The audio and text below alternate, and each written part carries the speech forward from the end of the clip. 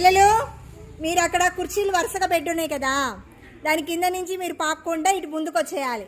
ఓకేనా? మీరు క్లాప్స్ కొడితే వాళ్ళని ఎంకరేజ్ చేయాలి. Okay, start. దూరండి దూరండి దూరండి.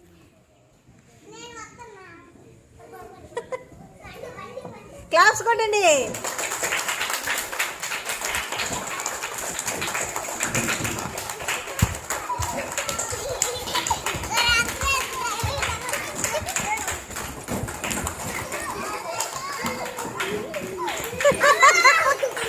భలే వచ్చేస్తున్నారే.